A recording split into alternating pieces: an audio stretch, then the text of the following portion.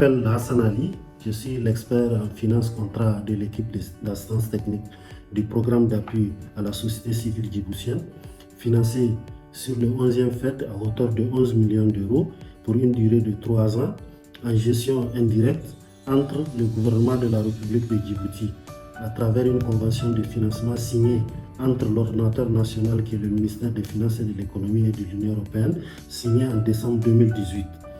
La gestion du projet est confiée à IBF International Consulting qui a mis à la disposition des autorités djiboutiennes et de la délégation de l'Union européenne à Djibouti 3 experts internationaux qui sont arrivés en février 2021 pour 36 mois, donc de février 2021 à janvier 2024. Le programme PASOK a pour objectif général de soutenir la structuration et l'émergence de la société civile djiboutienne et de créer les conditions légales, techniques et institutionnelles pour son autonomie et sa participation à la vie publique et au développement du pays. Il est structuré en 3 composantes, dont la première concerne le cadre juridique qui doit être mis à jour, la deuxième composante qui concerne les capacités des OSC et la capitalisation des bonnes pratiques soit renforcée, et la troisième composante qui contribue à la participation effective des OSC aux processus nationaux et sectoriels de dialogue et de concertation sur les politiques publiques. Donc, en termes de réalisation aujourd'hui, dans le cadre de la composante 1, qui est le cadre légal, il y a eu un travail de diagnostic du cadre réglementaire qui a été fait. 2 avant-projets de loi sont finalisés dans le circuit, à savoir l'avant-projet de loi sur les OSC, qui est la loi Chapeau, et il y a l'avant-projet de loi sur les associations. Il y a un 3e avant-projet de loi qui est en cours d'élaboration, qui concerne les coopératives. Donc, ça c'est par rapport à la composante 1. Par rapport à la composante 2, il y a eu, pour connaître la société civile, il y avait une cartographie fonctionnelle et dynamique qui a été réalisée, finalisée et diffusée. Il y a une plateforme numérique qui a été créée au profit des OSC pour leur visibilité. Il y a un certain nombre de cycles de formation qui ont eu lieu, à savoir des formations sur les subventions, la gestion des subventions. Il y a des ateliers sur la mise en réseau des OSC avec les OSC régionaux. Il y a des ateliers de formation sur des aspects JAR et des ateliers d'échange sur la mise en place d'une coopération entre la société civile et les médias. Concernant la composante 3 consortiums ont bénéficié d'une subvention de chacun de 200 000 €, soit un total de 600 000 € octroyés à ces 3 projets pour mener des activités de structuration et amorcer le dialogue dans leur secteur de compétences avec les autorités. Donc, et il y a eu un appui qui a été fait sur la base d'un diagnostic où il y a eu un appui de proximité qui est fait avec ces différents projets par des appuis conseils coaching au siège des différents projets. Maintenant, en plus des 3 consortiums, l'assistance technique a appuyé la délégation sur 2 autres projets qui ont bénéficié des subventions sur des lignes thématiques de la délégation, à savoir sur le numérique et sur la vulnérabilité des femmes. Donc globalement, c'est les résultats engrangés par le PASOK et nous remercions beaucoup la collaboration une étroite collaboration qui a eu entre les services de l'ordonnateur national du FED qui est la DFE et les services de la délégation de l'Union européenne. Je m'appelle Flavien Sassé. Je suis assistant technique international de l'IMF, coordonnateur du projet Participation de la société civile à la gouvernance et au développement local à Djibouti. Il s'agit d'un projet cofinancé par l'Union européenne et l'IMF. Le montant global est de 1 500 000 €, cofinancé à hauteur de 90% par l'Union européenne et 10% par l'Association internationale des maires francophones.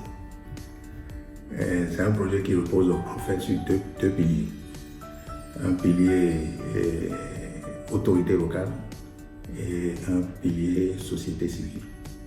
Ces 2 piliers, disons, expliquent le projet qui voudrait, n'est-ce pas, encourager et consolider les relations de travail entre société civile et autorité locale dans le cadre de la mise en œuvre du développement local.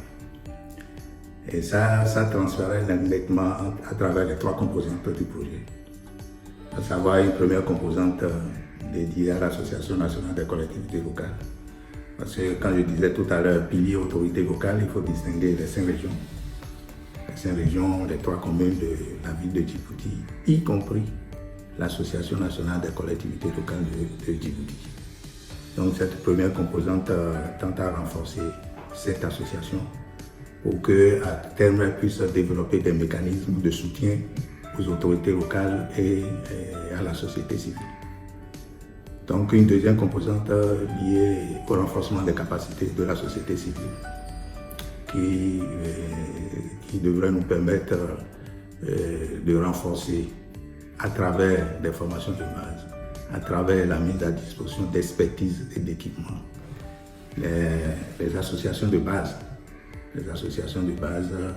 qui devraient être en capacité de mettre en œuvre des projets de développement local. Donc on a une troisième composante qui, elle, concerne la mise en œuvre de projets de développement par les associations. Il s'agit ici, à partir des appels à propositions, d'en sélectionner et de les faire mettre en œuvre des projets de développement en harmonie avec les objectifs de développement des régions. Et une première proposition nous a permis d'en sélectionner 9 au niveau des 5 régions, des 3 communes. C'est des projets dont l'ensemble, une enveloppe financière de 448 000 € destinés à financer ces différents projets, ces 9 comme je l'ai dit, au niveau des 5 régions et des 2 communes de Djibouti qui couvrent les aspects d'environnement, des changements climatiques et autres. Donc cette composante-là, avec ces projets, comme je l'ai dit, des projets qui s'inscrivent dans des objectifs de développement, seront mis en œuvre gestion de l'environnement, changement climatique et autres.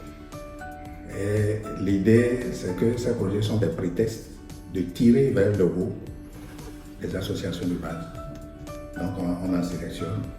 Il s'agit de les renforcer pour qu'elles soient capables désormais, même après le projet, de capter des financements et de répondre aux exigences du développement local. Alors la question qui pourrait se poser, c'est de savoir quelles sont les perspectives et qu'est-ce qui pourrait se passer à la fin du projet. L'AIMF a un réseau de villes. L'AIMF compte plus de 300 villes réparties sur plus de 55 pays, donc c'est un réseau mondial qui joue le rôle d'incubateur de projets. Donc il s'agira de faire la promotion de ces projets et à travers ce réseau-là pour pouvoir mettre à disposition l'expertise qu'il faut pour toujours faire gagner ces projets mis en œuvre par les associations, les rendre visibles et puis faire toute la communication autour. Donc pour résumer, nous sommes dans un projet qui met en place autorité locale, société civile, pour la promotion du développement local et renforcer la fêtière pour qu'elle soit capable de capitaliser, pour qu'elle soit capable de soutenir les initiatives et pour qu'elle soit capable maintenant de continuer l'œuvre mise en place par le projet. Donc voilà ce que je pourrais dire par rapport à ce projet de participation de la société civile. C'est le lieu de remercier sincèrement l'Union européenne pour l'initiative qui fait tache d'huile, parce que là, c'est un projet multi-acteurs qui soutient le dialogue au niveau local et qui participe, n'est-ce pas, au développement des choses. Donc merci à l'Union européenne.